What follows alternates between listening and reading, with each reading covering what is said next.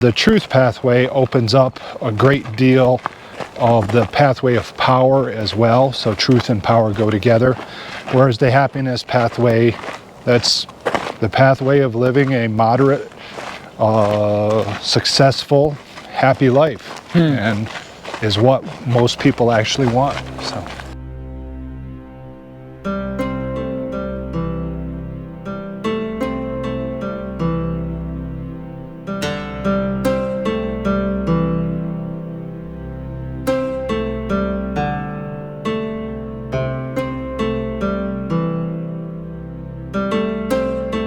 What do you get out of Taoism?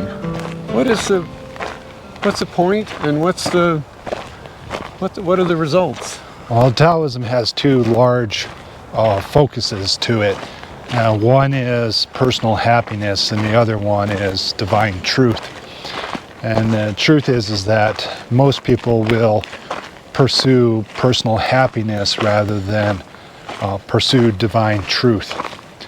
And the difference between it is likely something inclined within the individual. So within many spiritualities, especially if it's an enlightenment or self-development tradition, the enlightenment pathway is represented as being the absolute best. But the truth is most people don't want that. And it's only people that have an inherent underlying desire or compulsion towards that should even be on the path, because it's a path primarily of hardship. And so for most people that are simply seeking happiness, what they may do or what may happen is that they feel contained within the world, as if the odds aren't there for them, as if they can't achieve happiness. But then as they begin to study the process of that, they find out they can actually achieve that in most circumstances.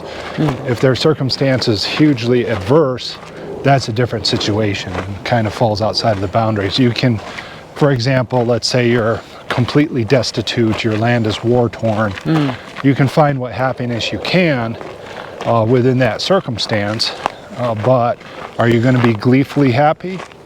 Not unless you seriously distort your mind. And so it's not a gleeful happiness situation.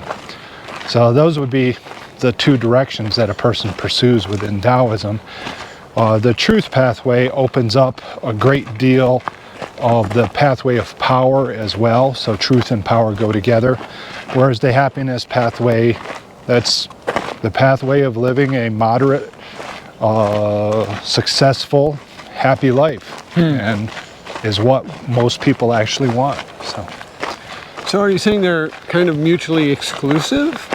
No, you have to, if you're going to be on okay, so side step, I get a lot of students that have trained extensively before, over time.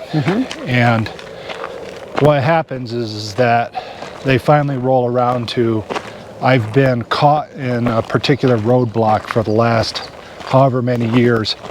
I can't do it by myself, and my institutional approaches have been largely unsuccessful or haven't been addressed by the institution that I'm part of, whatever that happens to be. Yeah, okay. A sect, academia, whatever you want it to be. Yeah. And in most circumstances, the thing that is most limiting to them isn't their spiritual preparation, it's failure to address the basic needs of their life.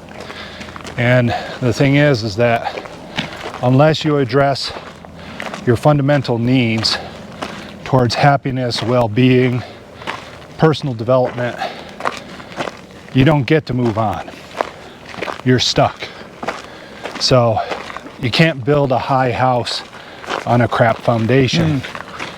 And the foundation that a human has is pretty much the foundation that every human has.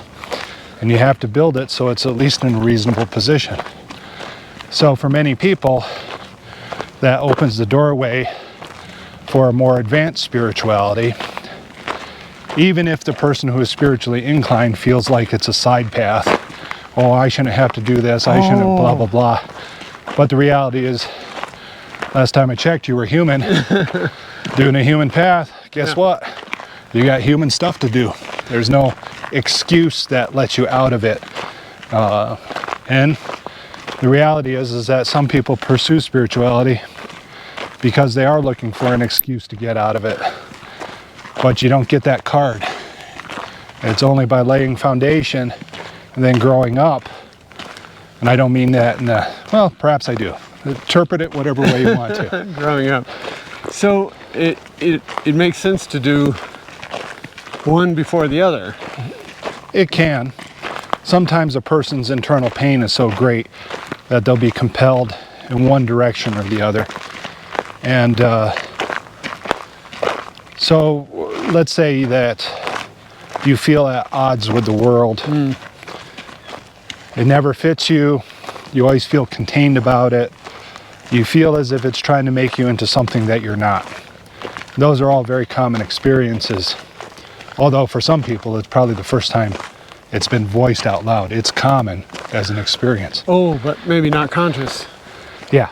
And so, well, for a person like that, that individual has a measure of pain. So they are hurt.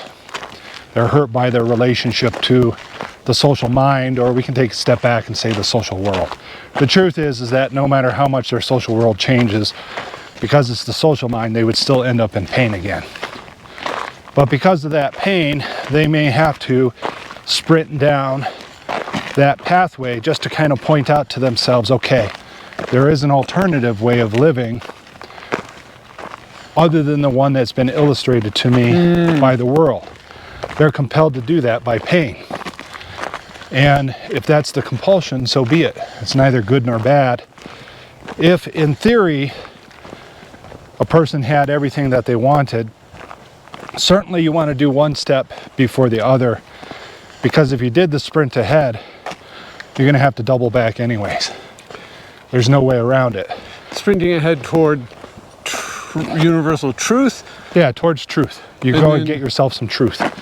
So, and then you begin to find out, I can't seem to go any farther. And that's because all the undone stuff that you have left behind. Because happiness includes the basic, just maintenance and survival aspects of being human. Yes, it does. It includes other things as well. So essentially, if you have the managements, so resources, relationships, self-development, maintenance, and you have reasonable health so that you are not in constant pain physically, and you are able to fulfill your nature, those are the keys for happiness for the vast majority of people. The other thing that you can add in there is that your choices should have some power. So people are inherently unhappy when they try to choose something, but it's not in their power to make any decisions. So that's the outline of general happiness for an individual. Although you can get nearly all of it just from management, the truth is that, so for some people, it's so important that they are their own nature, that one thing by itself, if they achieve it, everything else doesn't matter. That's their hook. They can be starving to death, living in a dumpster, poor health, down through the list, but if they achieve that one thing, it's enough for them. And that one thing being? Their nature. Their nature. Whatever for some people, yeah, whatever that may be. For some people, that's not important at all, which can be the hard thing for a lot of people to understand. It's like where you hook on that collection of things that generate happiness varies by the individual. Although, I mean, it's certainly not an infinite selection of things. It's a small handful of stuff. Oh, okay. Yeah. And so, but some people have a really big, important standout piece for them. If they achieve that, then they will achieve the merit that they're looking for when it comes to acquiring happiness. So is it fair to say that happiness is achieving your nature? It is for some. For some, it won't be enough. Okay. It's one of the possible conditions, and it's so powerful that for most people, basically, if you can achieve your nature, your choices have power, you're not in pain, and you've got decent management, you're going to be happy. And then with that, you can use that power to achieve other things. If you want to. If you want to. But do you? But do you need to? Yeah. Yeah. And for most people, that is like the life from heaven, as it has been represented in many different religions across the globe at many different times. If you take the Egyptians, for example, the Egyptians believed that Egypt was in fact the same thing as the afterlife in merit. Okay. And so, like, who would want to be any other place than Egypt, living like an Egyptian? Okay. And so what happened in their afterlife, the field of reeds, I believe it is, what happened was they did the exact same things that they did in life, only with less physical labor. That was it. That's all they wanted. Right. And the ancient Egyptians could do it. So. Nice. So in a nutshell, Taoism can provide or hopes or can lead you to, give you the opportunity to find or create happiness and find ultimate truth. So, I would put it simpler. I would say Taoism has a highly successful path to happiness and a highly successful path towards great truth and the power that comes with it. So.